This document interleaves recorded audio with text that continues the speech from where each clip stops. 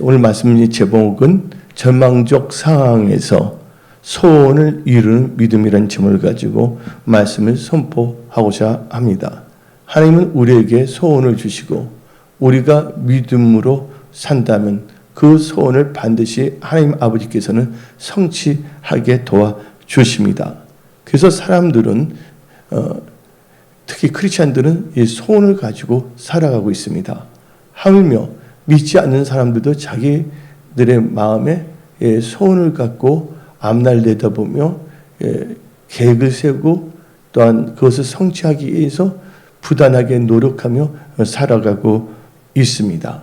근데 분명한 것은 우리 믿는 자에게는 하나님께서 이 소원을 주신다는 거예요. 그래서 빌립보서 2장 13절을 보게 되면 너희 안에서 행하신 이는 하나님이시니 자기의 기쁘신 뜻을 위하여 너에게 소원을 두고 행하게 하시나니 라고 말씀하고 계십니다. 여러분들 미국의 데이튼에 살고 있는 목사님이 계십니다. 그 목사님의 성함은 라이트 목사님이십니다. 근데 그분에게는 사랑하는 두 아들이 있었어요. 이 두 아들, 형과 동생이죠. 우리는 그것을 볼 때 형제라고 부르잖아요. 그 형제를 뭐라고 부르냐면 주위에서는 라이트 형제라고 부르고 있습니다. 근데 그들은요, 손에 대한 기술력을 많이 갖고 있어요. 우리나라 말로 표현하자면 손재주라고 하지만 그들은 그 메커니즘, 기계학적인 거에 대해서 좀 많이 뭐냐면 흥미롭고 거기에 대해서 연구해서 이 두 아들, 즉 목사님 두 아들, 그 라이트 형제는 자전거포를 운영하게 있었습니다. 그들은 이제 열심히 최선을 다했고 살아가고 있었는데 바쁠 때는 열심히 일을 했지만 또한 이렇게 일이 없을 때는 그 두 형제가 잔디밭에 딱 누워서 하늘을 봅니다. 그래서 뭉게구름 떠가는 것도 보지만 그때 갑자기 새가 확 지나가고 독수리도 날아갑니다. 또 참새도 날아갑니다. 온갖 종류의 새들이 또 노래하면서 지나가고 있어요. 그것을 볼 때 불현듯 갑자기 그들의 마음에 우리도 날아볼 수 있을까? 하는 생각을 갖게 됐습니다. 하늘 보고서 날고 싶어 하고 두 형제가 입에서 당연히 말이 선포가 됐어요. 자기도 모르게. 그래서 그 나이트 형제는요, 하늘 날고 싶다는 것이 바로 하나님께서 우리에게 마음에 주신 소원이다. 그래서 비행기를 만들라는 소원을 주셨구나 하고 선포를 했습니다. 그래서 둘은 그 비행기를 만들 때까지 뭐 했냐? 결혼도 포기하고 비행기 만드는데 몰두를 했습니다. 최선을 다했다는 거예요. 아주 성실하게 또 그 하늘물을 집요하게 연구하면서 판 거예요. 하다 보면 여러 가지 뜻대로 안 되면 좌절도 할 수가 있고 힘든 일도 있고 낭망할 수도 있지만 절대로 그들은 그 안 될 때마다 더 연구하고 그래서 더욱더 뭐냐면 업그레이드해 있습니다. 되는 사람은 뭔가 안 됐을 때 그걸 뭐냐면 승리의 자산으로 삼는다는 거예요. 승리의 걸음으로 삼는다는 것입니다. 그래서 이 둘은 드디어 1903년에 비행기를 날기 시작했습니다. 근데 불과 25초를 나다가 떨어져 버렸어요. 그래서 사람들은 막 그들을 비난했습니다. 근데 그들이 뭐 도와준 것도 없는데 비난을 하는지 모르겠어요. 그냥 지켜만 보면 되고 참 안 됐다고 위로해주고 이제 정신 차리라고 말하면 좋은데 뭐 괜히 막 비난하는 거예요. 대중들은 그렇습니다. 그러나 그들은요, 비난을 받으면서도 어떻게 보면 그 소원을 포기하지 않았어요. 이 소원은 하나님께 주신 것이다. 그래서 더 기도하면서 이렇게 열심히 연구를 했어요. 근데 열심히 한다고 되는 건 아니에요. 누가 도와주세요? 성령 하나님께서 지혜를 주셔야 됩니다. 도와주셔야 된다는 거예요. 드디어 이 라이트 형제는 비행기를 잘 만들었고 잘 나게 됐어요. 그래서 주위에 있는 사람들이 라이트 형제를 위해서 축하 파티를 열어줬습니다. 근데 그 축하 파티에서 사회자가 막 이 축가 파티 때 막 흥겹잖아요. 그때 사회자가 갑자기 말하기를, 우리 나이트 형제님이 와서 이 비행기를 만드는 그 객을 하는 이 주인공 되신 나이트 형제 나와서 좀 이렇게 뭔가 이렇게 말을 해주시기 바랍니다. 한마디로 스피치가 우리나라 말하면 이제 연설을 해주시기 바랍니다 하고 했어요. 나이트 형제 한 명이 일어났어요. 그래서 단상으로 가는데 많은 사람들이 우레 같은 박수를 막 쳤어요. 근데 박수를 많이 치면 심해 안 걸립니다. 여러분들 찬양할 때 박수 많이 치시기 바랍니다. 예, 하나님을 영화롭게 하면 우레 같은 박수를 받으면서 많은 앞에 그 나이트 형제가 딱 섰습니다. 근데 그 나이트 형제는 정벌 목사처럼 자기 수줍음이 많아요. 그래서 얼굴이 갑자기 홍조가 띄고 얼굴이 좀 빨개졌어요. 그러면서 그 나이트 형제는 얼굴이 빨개지면서 다음같이 말했습니다. 새 중에서 제일 수다스러운 이 빅마우스 수다스러운 새는 바로 앵무새입니다. 근데 이 수다스러운 앵무새는 날아다니는 재주는 없지만 말은 잘합니다. 일단 말을 하는 거예요. 이 말을 잘하는 앵무새는 날아다니는 재주가 없습니다. 근데 잘 날아다니는 새들은 말하는 재주가 없습니다 하고 말하는 거예요. 그래서 하는 말이, 나는 비행기를 만드는 세계 최고의 그 당시에 기술을 갖고 있지만 말하는 재주는 없습니다 하고 제 연설을 마치겠습니다 하고 나왔을 때 사람들이 다 웃으면서 다 박수를 쳐줬어요. 우리는요, 말만 무성한, 잎사귀만 무성한, 말만 무성한 사람이 되어서는 안 됩니다. 부단하게 우리는 기도하면서 하나님께 지혜를 구하면서 하나님이 주신 그 마음의 소원을 성취하도록 최선을 다할 때 하나님께서는 이루어 주십니다. 그래서 빌립보서 1장 6절에 너희 안에서 착한 일을 시작하신 분이 마치는 날까지 이룬다고 성경은 말하고 있는 것입니다. 그 나이트 형제가 얼마나 좌절이 있었겠습니까? 아픔이 있지 않았겠습니까? 혹시 여러분들 이 중에 좌절이 있고 아픔이 있는 분들이 있습니까? 한계적 상황. 사람이 하늘 날 수 있는 건 한계적 상황이거든요. 그 당시에는. 근데 그들은 하나님을 의지하고 기도하면서 나아간 거예요. 그런데 또 한 명의 그 소년이 있었습니다. 그 소년이 있었는데 그 집안이 어려운데 그 어릴 적에 잘 보면 어머님이 밤새워 뭐냐면 바느질을 하는 거예요. 그러니까 어머니가 너무 안쓰러운 거예요. 그 어린 소년에게 엄마를 도울 수 있는 바느질 할 수 있는 기기를 만들어 드리고 싶다는 마음이 불타오르게 됐어요. 그러면서 그 소년은 하나님께서 내 마음에 그런 소원을 주셨구나 하고 그것을 감지했습니다. 그래서 바느질 기기를 만드는 것은 하나님께서 나에게 주신 소원이다. 그래서 그 소년은 기도하면서 계속 연구를 했어요. 근데 그 소년의 이름도 뭐냐? 그 소년의 이름은요, 미싱입니다. 미싱이란 말 들어봤어요? 미싱은요, 원래 사람 이름이에요. 미싱이라는 소년이 있어요. 근데 결국은 어떻게 했습니까? 연구에 몰두하고 하나님께서 주신 그 지혜와 명철 가운데 드디어 이 재봉틀 기기를 만들었습니다. 그래서 그의 이름을 따라서 그 재봉틀을, 바느질하는 기계의 이름은 재봉틀이에요. 근데 우리 사람들은 재봉틀보다 미싱이라 말하잖아요. 대명사로 미싱이라고 부르게 된 겁니다. 그래서 성경 말씀에 하나님께서 우리를 소원을 두고 행하게 하신다는 거예요. 그리고 하나님 뜻 가운데 기도하면서 나간다면 그 소원은 반드시 성취됩니다. 여러분들 지금의 환경, 여건을 바라보지 마십시오.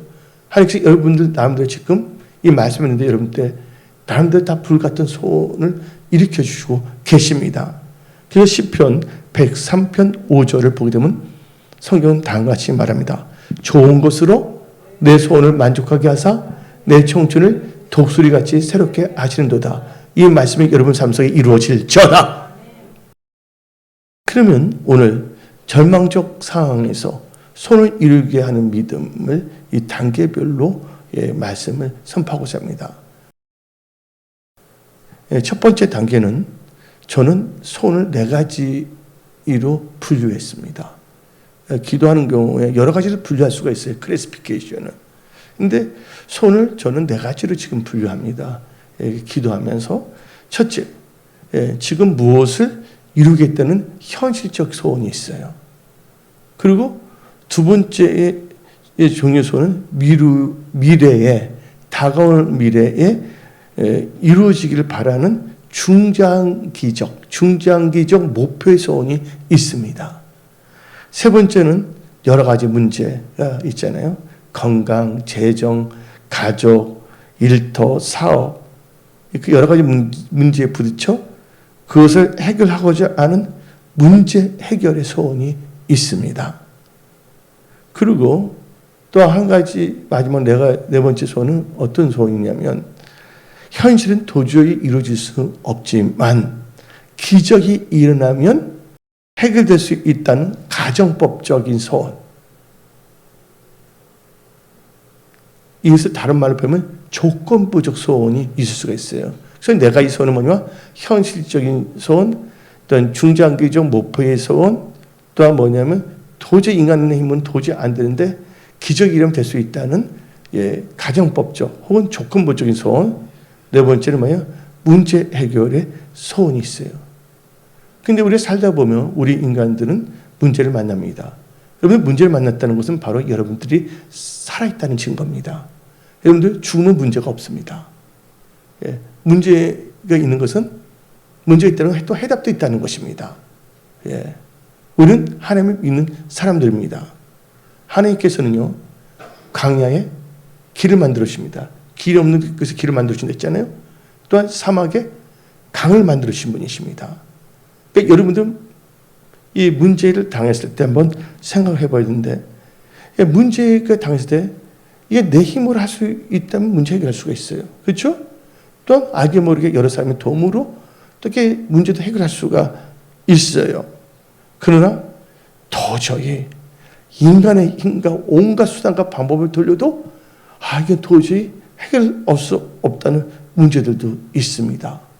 그래서 이 철학자, 저 원래 이 철학을 좋아하는데 특히 제가 젊을 때는 실존 철학을 좋아했어요. 그도 한때는 또 이렇게 리얼리즘에 빠지기도 했고, 아방가이드 되고 여러 가지 그 사고의 유의라 할 수 있을까?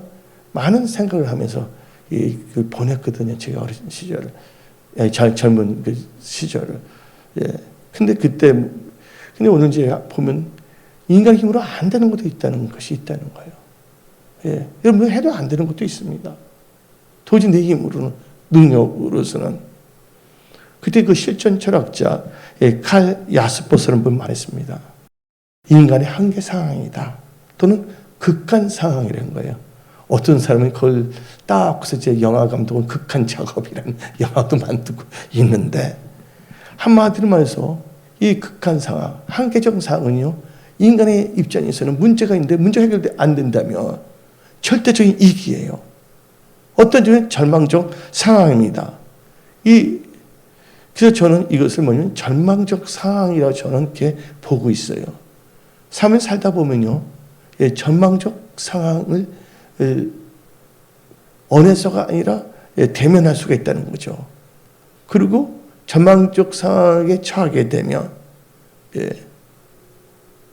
하나님 믿는 사람들은 전망적 상황에서도 문제 해결과 돌파, 승리의 소원을 갖게 됩니다. 하나님, 나한테는 하나님이 계시지. 나 기도해야 되겠다. 하나님의 도우심을 받고 소원을 가지고 더 누구를 찾게 되냐? 절망적 상황에서 하나님을 찾게 되어 있습니다. 그러나 그를 다니면서도 전망적 상황에서도 그냥 그것도 깨닫지 못하고 그냥 캐세라 세라 세라 하면서 그냥 우연히 뭔가 되겠지 하고 살아가는 사람들이 있어요. 근데 여러분들, 이 전망적 상황은요, 사람들로 하여금 하나님을 찾게 하는 거예요. 제가 여러분들 말했죠. 제가 MBA를 공부할 때 미국 명문 10대 중에 단위 랭킹 10 안에 들어가고 있던 학교거든요. 거기서 나온 보면 이스트만 코닥 만든 분도 있고 장학금도 많은 회사예요. 나는 또 F1 비자도 아니고 J1 비자에서 브레인이라고 비자가 뭐냐면 일도 할 수 있는 난 좀 유별난 비자를 받아 J1 비자. 그리고 무조건 뭐 하면 무조건 한국을 들어가게 돼 있는 거 두뇌를 뺏지 않겠다고 그 J1 비자를 받았거든. J1 비자. 근데 어떻게 되면 공부를 하는데 보면 또 막강해. 뭐 동경제대, 뭐 북경, 청와대학교 아시아들 보면 그렇게 되면 걔네들하고 하는데 어떻게 보면 저녁에 보면 쟤들 잠자고 있나 공부하나 저녁에 보면 그때는 제가 하나님 마음에 그때 담배 한 대 다 피면서 기숙사 타운하우스 보면 다 봅니다. 근데 어떻게 되냐면 다 불이 켜져 있어요. 그래서 나도 이제 불을 켜고 그때 잠을 자요. 이상하게 불이 안 꺼져 이상하게. 그래서 우리 이상하게 저도 진짜 잠이 없나. 알고 보니까 그들도 다 뭐냐면 강박의식을 갖고 있었던 거예요. 그러니까 사람들이 뭐냐면 이 절박한 상황에서 어떻게 됐냐? 그때 하나님께서 저를 찾아주셨고 또 하나님을 만나게 됐죠. 여러 가지 힘든 상황, 또 나름대로 뭔가 해결해야 되는데 어떤 감옥에서 뭔가 두각을 나타내는데 그게 실마리를 발견하지 못했을 때고 나로서는 한계 상황이에요. 뭐 어떤 사람은 한계 상황이 아니지만 또 상대적인 또 한계 상황, 상대적 절망적인 상황이 있을 수가 있는 거거든요. 근데 하나님이 저를 만나셨고 또 저는 또 하나님을 찾게 된 것이죠. 그래서 여러분들 전망적 상황이라고 여러분 자제하지 마세요. 전망적인 상황은요, 나로 하여금 하나님을 더 찾게 만든 것이라고 여러분은 그런 믿음을 갖고 살아야 합니다. 마음의 소원이 있는 분들은. 근데 이 전망적 상황에서 소원을 갖고 있던 사람이 있습니다. 그분이 바로 누구냐? 오늘 이 마태복음 15장에 나오는 가나안 여인입니다. 마가복음에서는 스르브게냐 여인이라고 표현하고 있습니다. 그러나 오늘 말씀은 마태복음 15장 중심으로 절망적 상황에서 소리 이르는 믿음인데, 그러면 여러분들 이제 여러분들은 이 믿음에 있어서 우리는 소원이 있었는데 소원이 몇 가지가 있다? 4가지가 있다. 네 가지에서 문제 해결의 소원인데 문제 해결의 소원은 내 힘으로 할 수가 있지만 내 힘은 도저히 할 수 없는 소원이 있다. 누가 절대적으로 도와준다는 해결된다는 것을 여러분들 알게 됐습니다. 그럼 두 번째 단계에서 절망적 상황에서 소원을 이루는 믿음은요, 하나님을 절대적으로 신뢰하는 것입니다. 하나님을 절대적으로 신뢰해야 돼요. 난 그래요. 난 하나님밖에 없어요. 어릴 적부터 말더듬이 없고, 그때 근데 굉장히 하나님 만나니까 너무 기쁜 거예요. 그러니까 말더듬이 이제 기도를 많이 했어요. 하나님하고 할 때는 방언도 주시니까 하고 하나님께 모든 걸 다 알게 됐거든요. 왜냐면 하나님을 신뢰하기 때문에 나의 모든 것을 하나님께 다 말한 거예요. 코주한 매주 하나님께.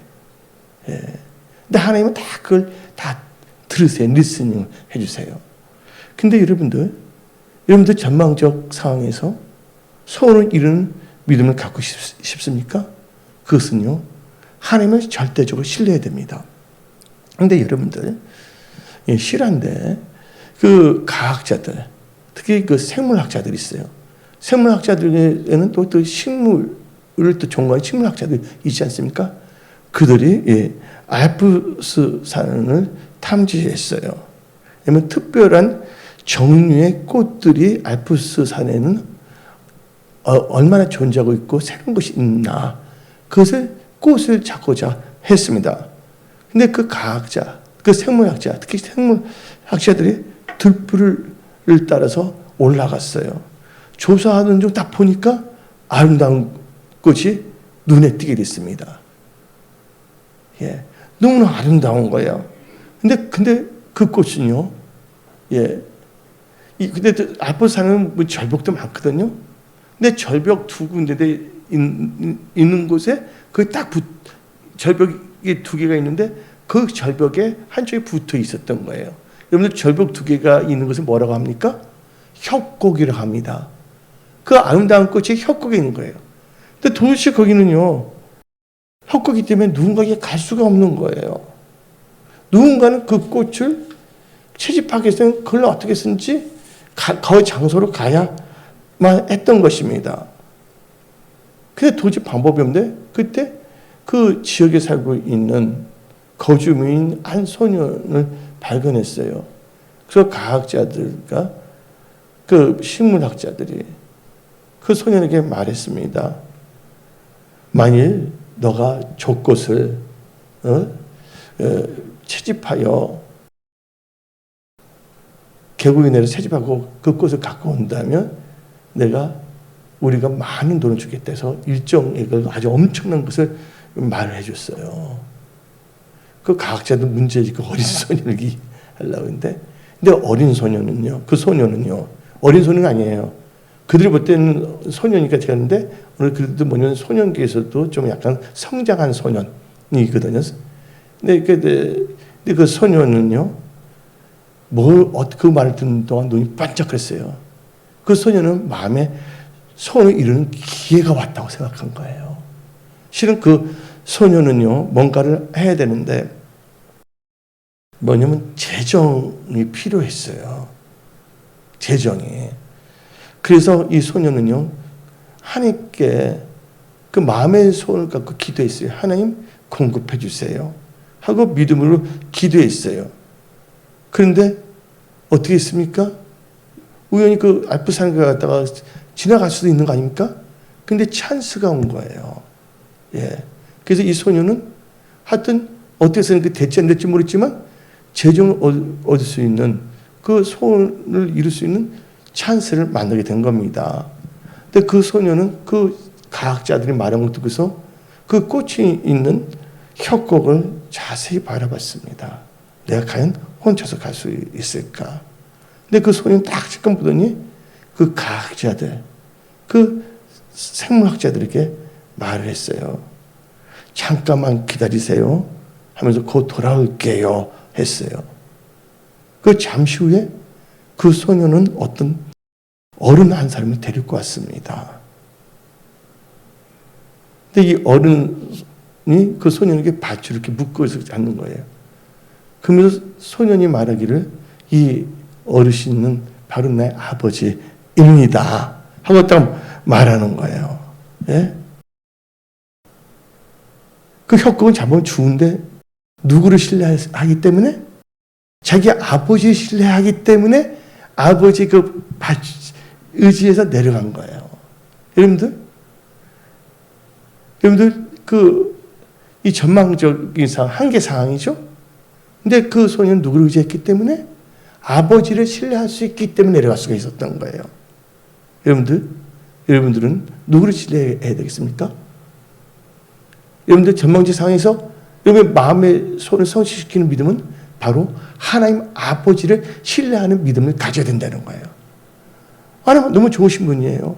어저께 저녁에 늦게 교회에 있었는데, 근데 제가 이렇게 보면서 이렇게 생각을 했는데, 생각해보니까 그 트럭에 치였을 때 기적적으로 하나님께 살려주신 거거든요. 예, 몸이 그만 안 가고 진짜 트럭이 치였는데, 이제 역시 하나님은 나를 보호하시구나. 또 우리 교회를 또 사랑하시는구나. 하나님은 나의 갈 길 다 가도록 나를 지켜주신 하나님이시다. 여러분들, 또 하나님은 힘을 주신다. 또 문제도 해결해 주신다. 그래서 여러분들 신뢰하셔야 됩니다. 근데 많은 사람들이 마음에 소원이 없어요. 그러니까 세속화가 되는 거예요. 꿈을 잃어버렸어요. 꿈을 잃은 백성들은요, 방탕하게 살 수밖에 없다는 것입니다. 오늘 여러분들은요, 이 9월달을 보내며 이제 2021년 4분기 석 달이 남았는데, 여러분들 하나님 주신 꿈의 열정으로 충만하십시오. 예, 불타는 소원이 일어나야 합니다. 막연하게 살지 마십시오. 현실은 녹록지 않냐고 도저히 불가능하게 보일지 모르지만 하나님이 함께 하신다면, 그게 하나님의 뜻이라면 하나님께서는 반드시 이루어지게 하여 주십니다. 그래서 우리 하나님 아버지 신뢰해야 돼요. 그 소년이 아버지를 신뢰한 것처럼. 그래서 시편 37편 4절 5절을 봅시다. 시편 30편 4절 5절 또 여호와를 기뻐하라. 그가 내 마음의 소원을 너에게 이루어 주시리로다. 너의 길을 여호와께 맡기라. 그를 의지하면 그가 이루시고. 여러분들, 맡긴다는 것은 하나님을 신뢰한다는 것이에요. 우리가 예수님께 뭔가를 맡긴다는 것은 예수님에 대한 신뢰입니다. 예. 하나님은 절대적 모두를 주관하신 하나님. 환경이 어떻든 세상이 어떠하든 간에 하나님 함께 한다면 하나님 도와줄 수 있다. 하나님은 어떤 사람을 신뢰하는 거예요. 그런 자만이 뭘 할 수가 있다고요?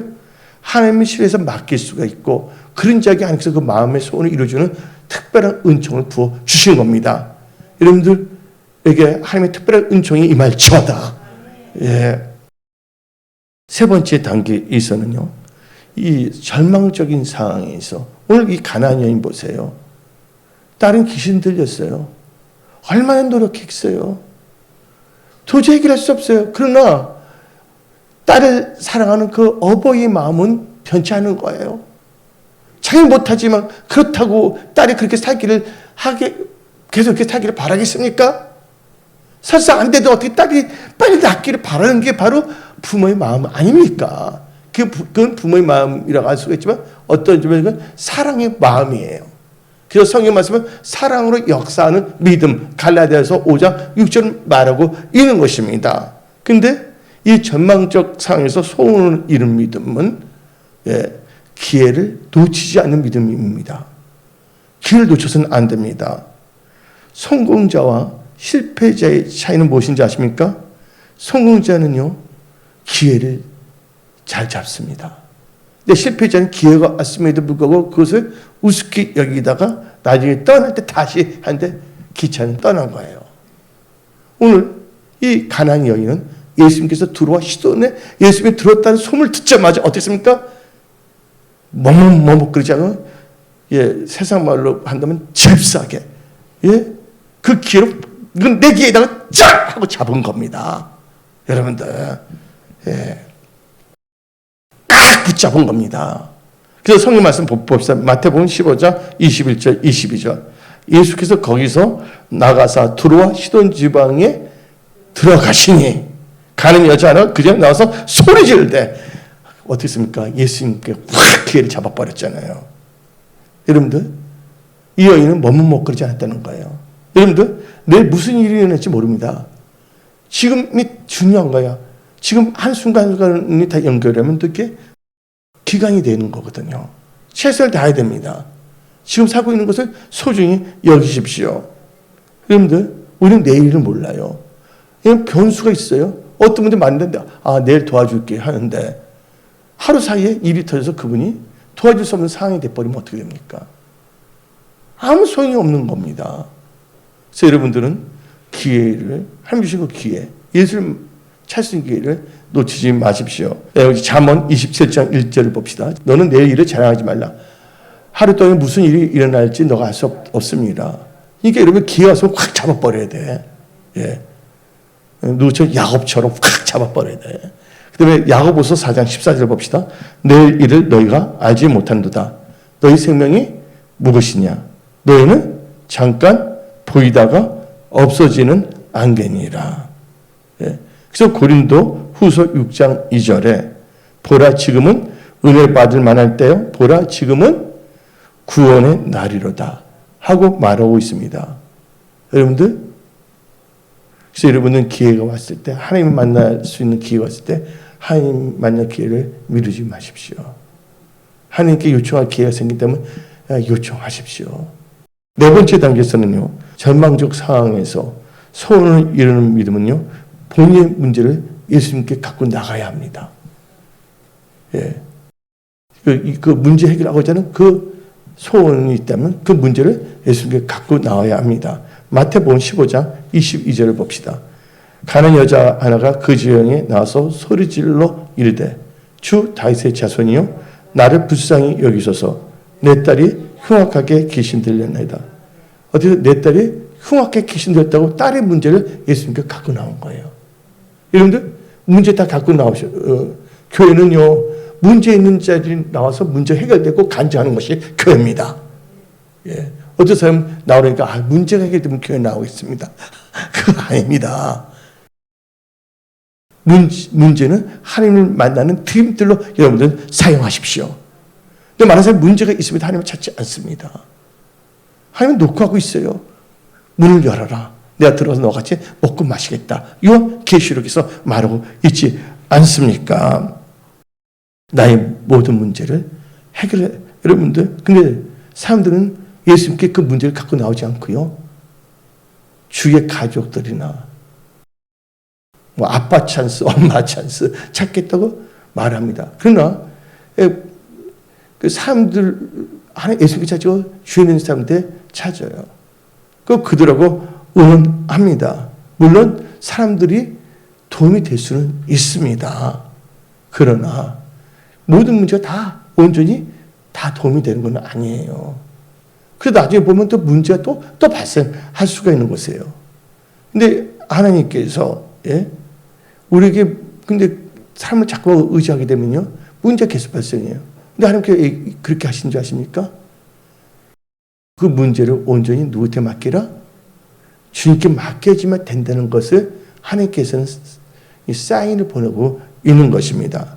그래서 나의 문제 해결과 마음의 소원을 성취케 하시는 분은 누구라고요? 오직 예수님 한 분이라는 것을 믿으십시오. 오직 예수만이 알 수가 있는 거예요. 그래서 예수님을 의지하면 예수님께서 사람도 붙여주시는 거예요. 방법도 주시고 지혜도 주신다는 것을 다 믿으십시오. 그래서 여러분들 무거운 짐을 가지고서 사람을 찾아가고 교회는 짐을 안 갖고 그냥 와서 그냥 사우나 복 같은 거 다 그냥 잠무잘로 나오시는 분이 있어요. 근데 그게 아니다 그거예요. 이 여인처럼 짐을 주님께 맡겨야 됩니다. 그래서 마태복음 11장 28절 29절 보면 다음과 같이 말합니다. 수고하고 무거운 짐진 자들아 다 내게로 오라. 내가 너희를 쉬게 하리라. 나는 마음이 온유하고 겸손하니 나의 명을 배고 내게 배라. 그러면 너희 마음이 쉼을 얻으리라. 여러분 지금 마음에 갈등 있는 분들 하나님께서 평강을 주십니다. 문제를 여러분들 막 갈등시키잖아요. 그래서 여러분들이 혼자서 붙잡고 있지 마세요. 하나님께 나눠 가지세요. 하나님께 주세요. 그리고 이제 다섯 번째 단계는 전망적인 상황에서 마음의 소원을 이루는 믿음은요. 소리 높여 간구하는 믿음, 부르짖며 기도하는 믿음입니다. 그래서 마태복음 15장 22절 읽어봅시다. 가는 여자 하나가 그 집에 나와서 소리질러 이르되 주 다윗의 자손이여 나를 불쌍히 여기소서 내 딸이 흉악하게 기절되었다. 가나안 여인은 어떻게 했습니까? 소리질러 나를 불쌍히 여기소서. 나 예수님 만났을 때 제가 한 중요한 세 가지 말을 한 게 있어요. 예수님 찾아올 때 어떻게 했는지 나도 모르게 Have mercy on me. 하나님 나를 불쌍히 여기세요. 그래도 한 게 있어요. 그거보니까 I'm yours. 나는 다 하나님의 것입니다. 그래서 take me. 날 가지세요 했어요. take me 했어요. 갑자기 그때 불이 확 버리더라고. 너는 내 것이다. 이내 쳐주시더라고요. 여러분들 가급해야 됩니다. 여러분들 근데 진짜 문제는 뭔지 압니까? 자기가 불쌍한 존재임에도 자기가 불쌍한 처지에 있다는 걸 모르는 사람들입니다. 어떤 사람은 신앙적으로, 어떤 사람은 정신적으로, 어떤 점은 재정적으로, 어떤 사람은 사업적으로, 어떤 점은 물질적으로, 어떤 인간관계적으로 어려움을 겪고 있어요. 그리고 고통과 고난을 당하면서도 그걸 깨닫지 못합니다. 그래서 그들은 뭘 하지 않냐면 하나님 나를 불쌍히 여기소서 나를 도와주소서 라고 소리지며 절실하게 간구하지를 않습니다. 내 자신은 하나님 없이 살 수 없다는 존재라는 걸 알게 된다면 하나님께 도움을 구합니다. 여러분들 이 여인처럼 여러분들 전망적인 상황에서도 여러분의 소원을 이루는 믿음은요 하나님께 소리 지르며 간구하는 믿음입니다. 여러분의 도움은요 하나님께부터 온다는 것을 믿으십시오. 그래서 시편 121편 1절 2절은 말합니다. 내가 산을 향하여 눈을 돌리라. 나의 도움이 어디서 올꼬? 나의 도움은 천지주신 여호와에게서로다. 아멘. 하나님께서 도움이에요. 제가 어릴 때 좀 힘든 상황이 있었어요. 여러분들 말하지만 혼자서 저기 방 하나 있잖아요. 저기 방에 새벽에 나오는데 집에도 안 갔어요. 근데 이하진 목사님이 항암하고 계시기 때문에 병원 입원하기 때문에 아침에 나와서 기도하다가 거기 누워있다 나왔다가 밖에 비가 온지 누가 온지도 몰라요. 있다가 어떨 때는 또 이하진 목사님 때 어떤 자동차에 휴지통 하나 딱 놔도 눈에 눈물이 나니까 휴지통 이만한 거 있잖아요.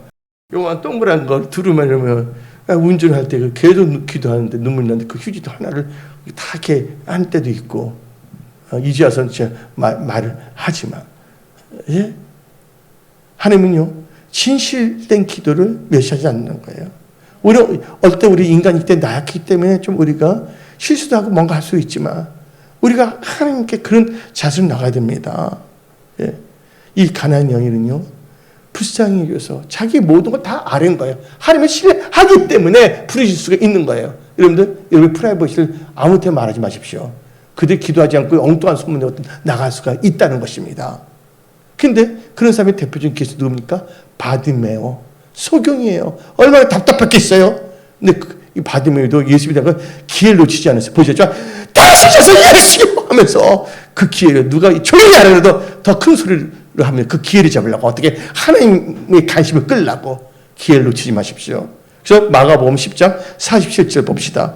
나사렛 예수시라는 말을 듣고 소리질러 이르되 다시 자손이여 나를 불쌍히 여기소서 하거늘 48절 보세요. 주의 사람들이요 많은 사람이 꾸짖어 잠잠 말하되 그가 더 크게 질러 이르되 다시 자손이여 나를 불쌍히 여기소서. 그때 뭡니까? 너 소원이 뭐냐? 보기를 원하다. 그래서 그 마음에서 보는 것이 이루어졌다는 것을 믿으십시오. 여러분들 어떤 사람은요 자기 생각에 지금 배가 불러요. 그러니까 하나님을 찾지 않습니다. 목사들도 보게 되면 처절하게 가난하면 하나님 더 찾습니다. 적당히 돈이 있고 뭐가 하게 되면요 구태여 다 돈이 들어오고 생활이 풍족한데 뭐 밤새 기도했습니까? 그리고 설사 재정적을 갖고 있더라도 하나님의 가급한 마음이 있는 사람은요 하나님을 찾고 기도합니다. 난 잘났다는 게 아니라 내가 젊은 시절 보게 되면요 거의 밤새 기도했어요. 시간을 정해놓고 뭐냐면 10일 금식기도 3일 금식 7일 금식기도. 제가 한국에서 젊은데 그때 제가 몸이 52kg이었습니다. 52kg. 그때 빼짝 마르는 거 임집사님은 봤을 거예요. 한국에 또 도착하자마자 하나님께 신고하겠다고 또 뭐냐면 철원에 기도해 또 10일 금식 기도하는데 성령님께서 기도해주면 아니면 소변을 그때 하루에 한 번인가 두 번 먹었어. 난 잘 몰랐어요. 이게 몸이 이상이 생긴 거 하도 안 먹고 거기만 하다 보니까. 근데 하나님은 진짜 세밀하신 분이세요. 너 그냥 기도하라. 예. 그때 최영원여단 집사님하고 같이 가서 했거든요. 하여튼 우리는요 이 가급함, 갈망, 절실함 나는 하나님밖에 없습니다. 하나님은 나 없이도 잘 지낼 수가 있지만 나는 하나님 없이는 잘 지낼 수가 없어요. 답답한 건 나야. 누가 찾아야 돼요? 목마른 사람이 샘물 파는 거예요. 여러분들 그런 가급한 마음을 가지십시오. 하나님을 찾으면 하나님 반드시 도와주십니다. 아멘. 예. 6번째 단계에서는요. 이 절망적 상황에서 소원을 이루는 믿음은 마음에 시험을 주는 여러 가지 케이스를 극복한 믿음입니다. 오늘 이 가나안 여인은요.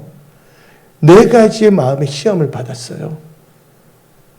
그것도 안 믿는 사람들이 아니에요. 믿는 분들. 그 누구도 포함되냐면 믿음의 주체이신 예수님도 포함되어 있습니다.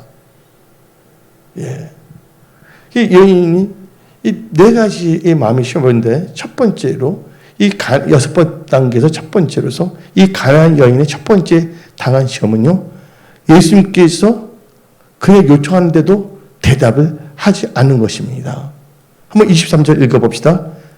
23절 예수께서 한 말씀도 대답하지 아니하시니 무시하는 거 아닙니까? 여러분들 보세요. 어떤 분들이 가갖고서 말을 걸었어요. 그러면 예수지 노지 말해주면 되는 거 아니에요? 아니 말도 안 하고 딴 거 봐. 완전히 무시하는 거. 이제 뭐 대답으로 시험들 안 싫어요?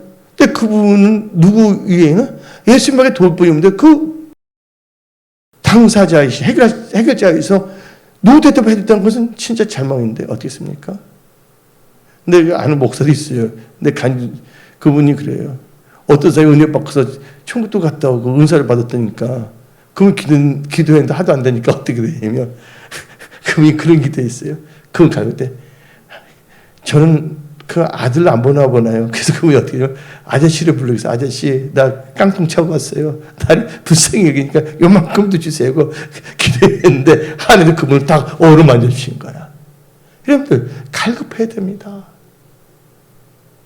지금 저쩌고 정치가 저쩌고 각상도가 50억을 해먹었다는데 아들이 막 그거 신경 쓰지 마세요.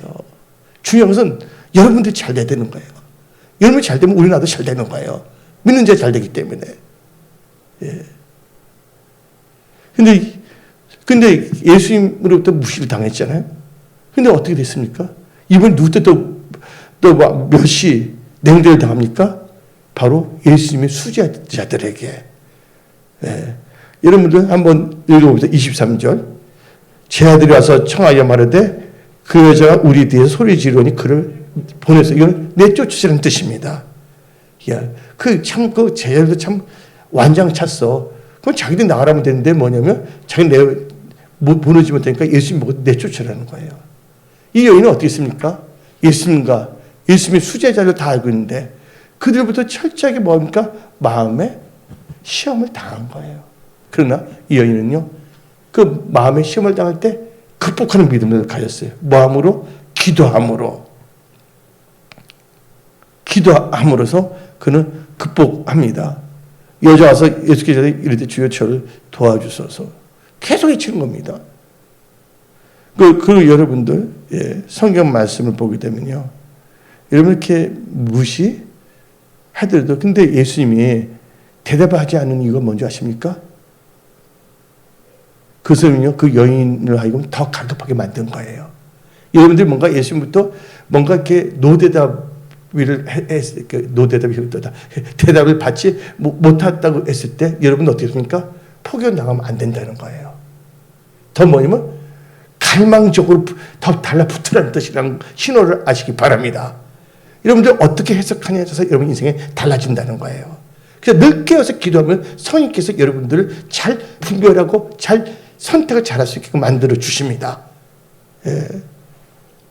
그래서 열심히 기도하기 위해서요. 만약 그때 하나님께서 부르실 때 그냥 딱 해줬다 봐요. 그걸 끝나버립니다. 그걸 끝나는 거예요. tan계 한번 보시면 그래요. 또 제자들부터 할 때 제자들 무시다 누구만 더 바라보게 하냐? 이 여인은 아니군요. 그래서 나는 오직 예수다. 그 신앙을 더 간절하게 하는 거예요. 이 여인은 알고 있거든요. 별거 다 해봤어요. 되는 거 없었습니다. 근데 예수님밖에 없다는 걸 알고 있었기 때문에 더 달라붙는 거. 세 번째는 가나안 여인이 당하는 시험은요. 누구한테 당하냐면 또 예수님 때로부터 또 거절당합니다. 이번에는 완전 거절당합니다. 24절 읽어봅시다. 나는 이스라엘 집에 잃어버린 양 외에는 다른 데로 보내심을 받지 아니하느라. 이 말씀은 뭔지 아십니까? 이스라엘 잃어버린 양, 택한 백성을 구원해 왔지 너와 같은 이방인들을 구원하러 온 것이 아니다고 말한 거예요. 완전히 거절한 거거든요. 그때 여인은 어떻게 한 줄 아십니까? 성경 말씀 25절 읽어봅시다. 여자가 와서 예수께 절하며 이르되 주여 저를 도와주소서. 이 절한다는 말과 도우소서로 기도하는 걸 알아야 됩니다.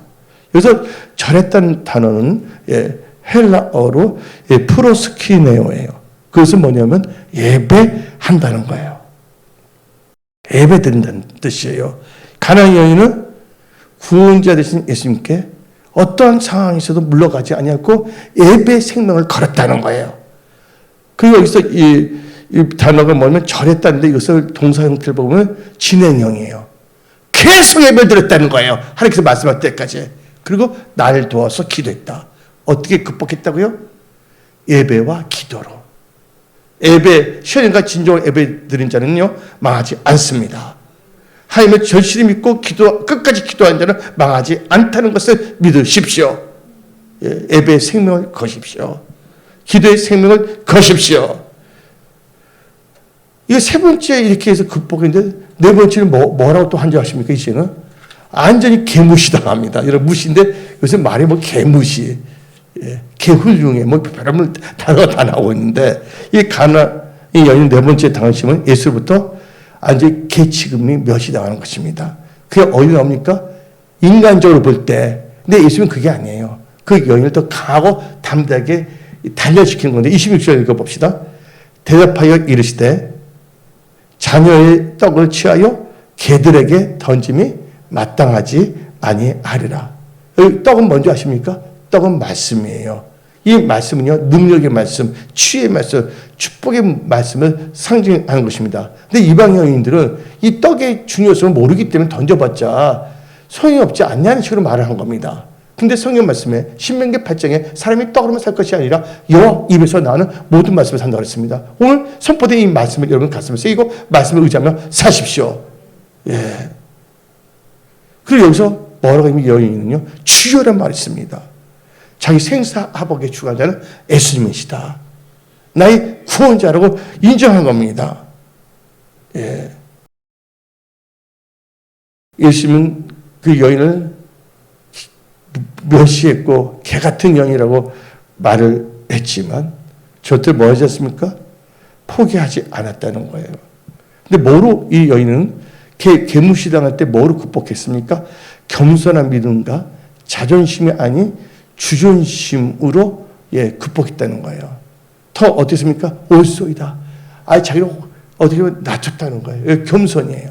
그리고 그렇게 하기 위해서는 자존심 버려야 됩니다. 나를 높이는 마음 없애줘야 돼요. 주존심, 주님을 높이는 마음, 주님을 높여드렸잖아요. 예. 물론 우리는 자존감은 있어야 되죠. 그러나 자존심은 버려야죠. 주존심으로 살아가는 여러분들이 되십시오. 그럼 개들도 땅에 떨어진 부스러기를 먹고 산다는 거예요. 난 조금만이라도 주세요. 이 조금만이 나는 살 수가 있다는 거예요. 간절한 겁니다. 그만큼 하나님을 신뢰했다는 겁니다. 예. 이제 일곱 번째 단계, 절망의 상황에서 손을 이는 믿음은요, 예수님께서 능치 못하면 없으시고 포기하지 않는 믿음, 즉 하나님께서 인정하는 믿음을 가져야 됩니다. 여러분들 에레미야 32장 20절 개역 한글입니다. 나는 여호와요 모든 육체의 하나님이요 내게 능치 못할 일이 있겠느냐. 개역 한글은 그렇습니다. 하나님 능치 못한다고 인정하시기 바랍니다. 여러분 회사 일도 직접 말씀 토라를 통해서 역사한다고 믿으시기 바랍니다. 그리고 포기하면 안 된다는 거, 인내하면서 뒤로 물러서면 안 된다는 거예요. 그 말씀 히브리서 10장 36절 37절 읽어봅시다. 너희에게 인내가 필요함은 너희가 하나님의 뜻을 행한 후에 약속하신 것을 받기 위함이라. 잠시 잠깐은 오시리가 오시리니 지치 아니하시리라. 나의 의인은 믿음으로 말미암아 살리라. 또한 뒤로 물러가면 내 마음이 그를 기뻐하지 아니하리라 하시니라. 우리는 뒤로 물러가 멸망할 자 아니요 오직 영혼을 구원함에 이르는 믿음을 가진 자니라. 여러분들 한 AR과 인정한 말씀 하나를 오늘 마치고자 하는데, 여러분들 새들인데 까마귀라는 새가 있어요. 근데 여러분들 이 까마귀는 새들 중에서 유일하게 호도를 잘 먹는 새입니다.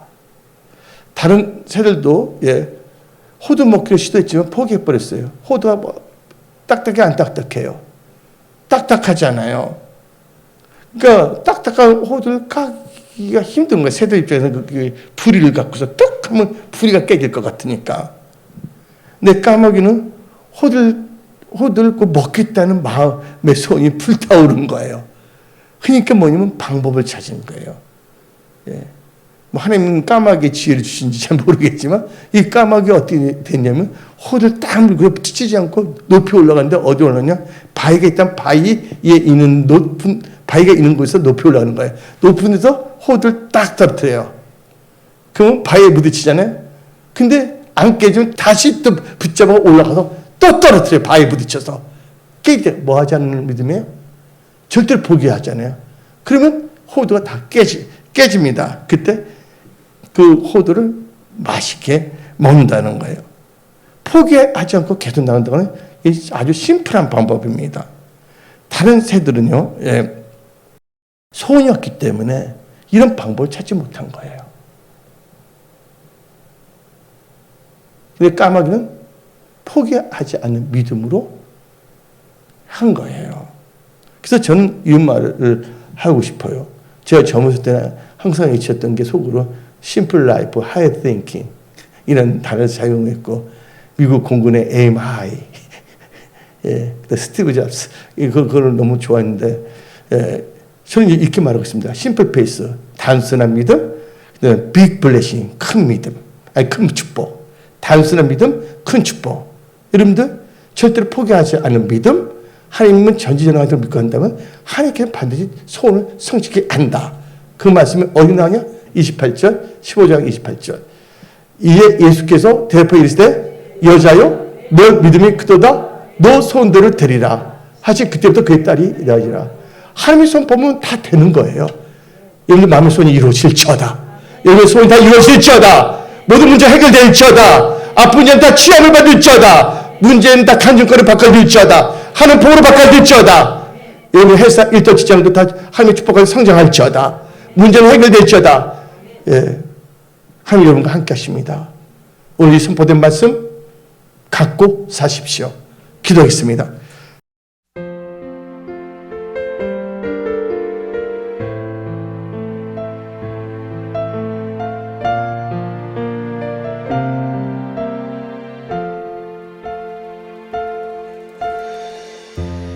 나를 사랑하시는 주 나의 마음을 드려요 사랑으로 영광으로 주님의 긍휼로 채워주소서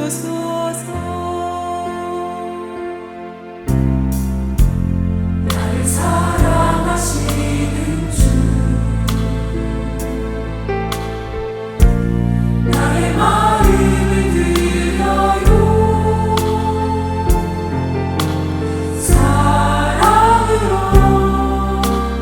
영광으로 주님의 긍휼로 채워주소서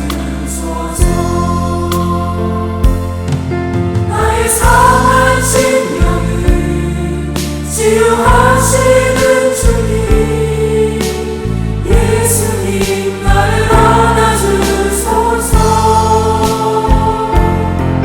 천국의 기쁨으로 내 맘을 채워주신 주님은 나의 모든 것 나를 사랑하시는 주 나의 마음을 드려요 사랑으로 영광으로 주님의 긍휼로 채워주소서 나의 상한 심령을 치유하시는 주님 예수님